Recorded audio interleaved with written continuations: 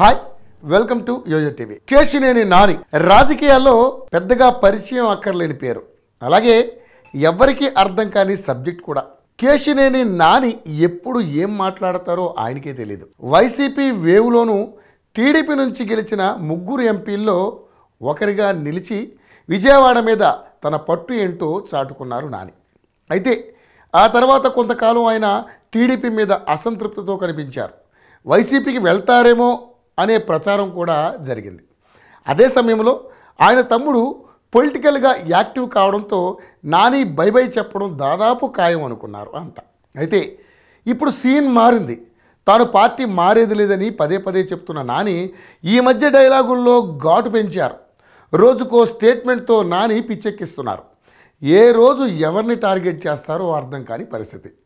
ఓసారి డైరెక్ట్గా చంద్రబాబుకే వార్నింగ్ ఇస్తే మరోసారి తన వ్యతిరేకుల మీద విరుచుకుపడతారు. ఒకరోజు రాబోయే ఎన్నికల్లో పోటీ చేసేది తానే అంటారు, మరొక రోజు అసలు పోటీలోనే లేనంటారు.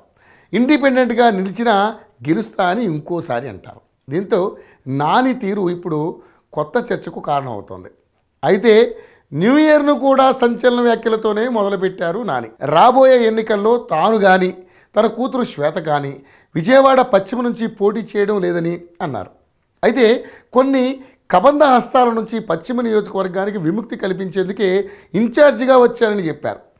అదే ఇప్పుడు కొత్త చర్చకు కారణమవుతోంది.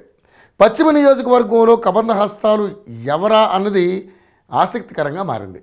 ఎవరిని ఉద్దేశించి ఆయన ఈ వ్యాఖ్యలు చేశారో అర్థం కాని పరిస్థితి. విజయవాడలో బుద్దా వెంకన్న, బొండా ఉమ, నాగుల్ మీరా వంటి వాళ్ళు కేశినేని నానికి వ్యతిరేకులు. ఈ ముగ్గురికి మాజీ మంత్రి దేవినేని ఉమ తెర వెనుక నుంచి మద్దతు ఇస్తున్నారనే ఆరోపణలు ఉన్నాయి. దీంతో ఇప్పుడు నాని ఎవరికి వార్నింగ్ ఇచ్చినట్టు అన్నది హాట్ టాపిక్గా మారింది. మరోవైపు ఇప్పుడు కూడా కేశినేని నానికి మంచి ఆఫర్ వైసీపీ నుండి వచ్చిందని, అందుకే ఇప్పుడు మళ్ళీ వివాదాస్పద వ్యాఖ్యలు చేస్తున్నారని కొంతమంది టీడీపీ కార్యకర్తలు అంటున్నారు. మొత్తానికి కేశినేని నాని వ్యవహారం చంద్రబాబుకు పెద్ద తలపోటుగా మారింది.